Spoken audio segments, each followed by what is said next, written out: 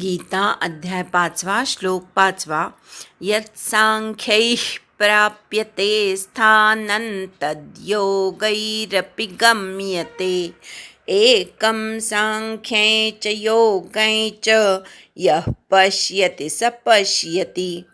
यत् यवर आघात घ्यायचा. सांख्यैः अर्धा विसर्ग उच्चार. प्राप्यते स्थानं अनुस्वाराचा न.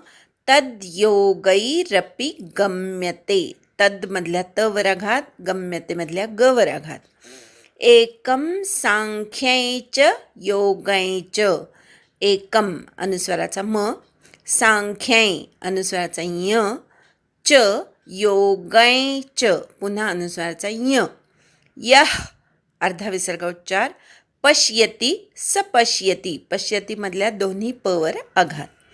यत्सांख्यैः प्राप्यते स्थानं तद्योगैरपि गम्यते.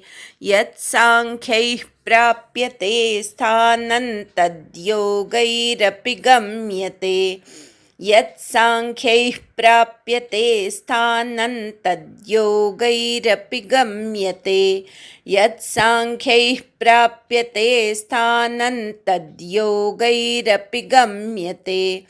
यत्सांख्यैः प्राप्यते स्थानं तद्योगैरपि गम्यते. एकं सांख्ये च योगे च यः पश्यति स पश्यति.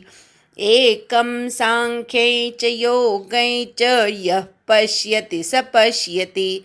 एकं सांख्ये च योगे च यः पश्यति स पश्यति.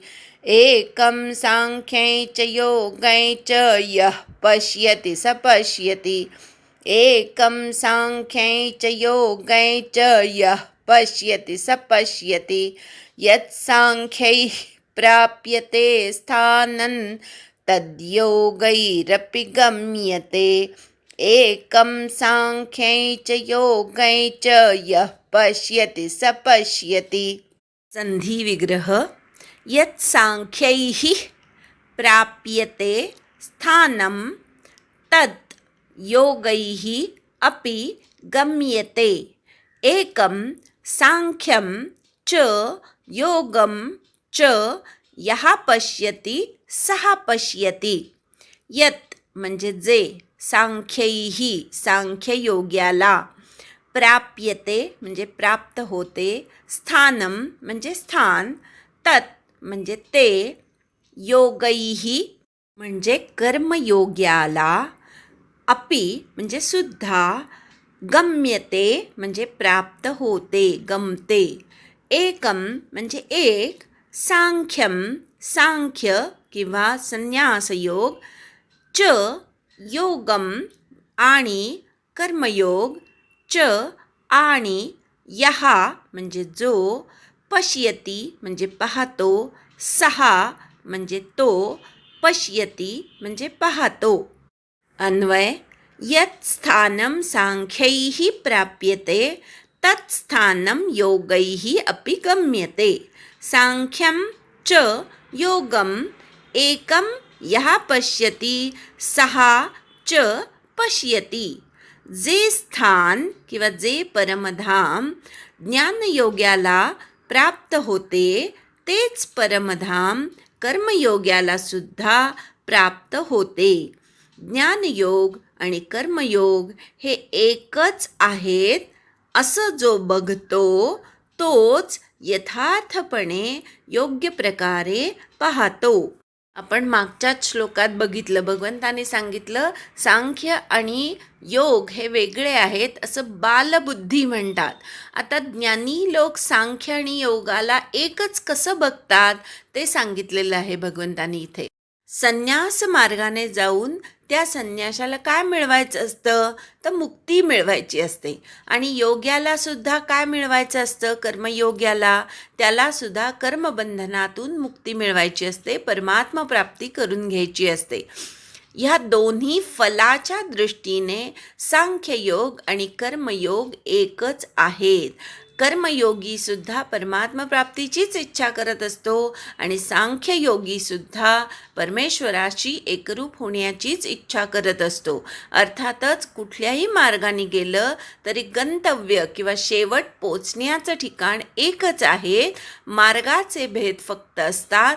म्हणून इथे म्हटलेलं आहे की जे स्थान सांख्ययोग्याला प्राप्त होतं तेच स्थान कर्मयोग्यालाही प्राप्त होतं. अर्थातच फलाच्या दृष्टीने सांख्य आणि कर्मयोग एकच आहेत, पण हे बघता आलं पाहिजे. ह्यासाठी एखादं उदाहरण देते. आपल्याला दिल्लीला जायचं असेल तर दिल्लीला जाण्यासाठी विमान हा एक मार्ग आहे, रेल्वे पण मार्ग आहे. कुणी अगदीच पैसे त्याच्याकडे नसतील तर चालत जाऊन सुद्धा वेळ जास्त लागेल, पण चालत जाऊन सुद्धा तो दिल्लीला पोहोचू शकतो. त्याप्रमाणे हे जसे विविध मार्ग आहेत, शेवटी कुणाला कुठे जायचं आहे तर सर्वांना दिल्लीपर्यंत पोचायचं आहे. ज्यांच्याकडे आर्थिक सामर्थ्य आहे, विमान प्रवासाची माहिती आहे, अशा लोकांनी विमानाच्या द्वारे दिल्लीपर्यंत कमी वेळात पोहोचू शकतात. रेल्वे प्रवासासाठी सुद्धा थोडं का होईना आर्थिक सामर्थ्य असावं लागतं. रेल्वेने कसं जायचं, काय जायचं याची माहिती असावी लागते. पण असा रेल्वे प्रवासीसुद्धा थोडा जास्त वेळ लागेल, पण दिल्लीपर्यंत जाऊन पोहोचू शकतो. आता पायी जाणारा जो आहे त्याला जास्त काळ लागेल, पण तोही अंतिमतः दिल्लीपर्यंत जाऊ शकतो. त्यासाठी ह्या सगळ्यांनी आपल्याला दिल्लीला जायचं आहे हे आधी ठरवावं लागतं आणि मग स्वतःला योग्य मार्ग कुठला तो निवडावा लागतो. नुसता मार्ग निवडून थांबून चालत नाही, तर त्या मार्गावर सातत्याने चालत राहावं लागतं. त्या मार्गाला सोडून चालत नाही. त्याप्रमाणे सांख्ययोगी किंवा कर्मयोगी दोन्हीही सातत्याने स्वतःचा योग आचरत राहिले तर अंतिमतः संन्यासयोगी लवकर जातो परमात्म्यापर्यंत, कारण त्यांनी ऐहिक सगळं सोडून दिलेलं असतं. ऐहिक सोडल्यामुळे वासनांमुळे किंवा मोहामुळे जे अडकणं असतं ते त्याचं कमी होतं. त्यामुळे संन्यास योगी जर व्यवस्थितपणे विरागी असेल तर तो लवकर परमात्म्यापर्यंत जाऊ शकतो. कर्मयोगी सुद्धा एक एक पायरीनी पुढच्या जन्मात अजून उन्नत, त्याच्या पुढच्या जन्मात अजून उन्नत, असं करत करत एक ना एक जन्म कर्मयोग मार्गाने परमात्म्यापर्यंत जाऊन पोहोचतो. हेच इथे या श्लोकामध्ये सांगितलं आहे. त्यामुळे फलाच्या दृष्टीने किंवा अंतिम परमात्म प्राप्तीच्या दृष्टीने हे दोन्हीही मार्ग सारखेच आहेत. हे ज्याला कळलं, आता नुसतं कळून थांबायचं आहे का? नाही. आपण ज्या मार्गावर आहोत त्याच मार्गावर चालत राहणं आवश्यक आहे. तुम्ही एकदा कळलं की संन्यासी लवकर पोचतो भगवंतापर्यंत, की लगेच गृहस्थाश्रम सोडून देऊन संन्यास पत्करायचा नाही. किंवा एखाद्या संन्याशाला वाटलं की नाही, हा संन्यास मार्ग फार खडतर आहे, आता नाही मी संन्यास पुढेचा आचरणार, तर तसंही चालणार नाही. तुम्ही ज्या मार्गावर आहात त्याच मार्गाने चालत राहा, त्याच मार्गाने साधना करत राहा. वेळ किती लागेल हे भगवंतावर सोडून द्या. आपली साधना बदलू नका. जे करताय तेच करा. फक्त इतके दिवस संसार म्हणून केलं होतं किंवा काहीतरी अमुक एक फल मिळावं म्हणून केलं होतं. आता जे करतोय तेच परमात्म प्राप्तीसाठी केलं की अन्य वेगळं काही करायची आवश्यकता नाही. हे ज्याला कळलं, हे ज्याने पाहिलं, तो खरा पाहतो, असं भगवंत इथे सांगतायत. एकदा श्लोक म्हणूया आणि थांबूया. यत् सांख्यैः प्राप्यते स्थानं तद्योगैरपि गम्यते एकं सांख्यै च योगै च यः पश्यति स पश्यति. हरि ओम तत्सत्.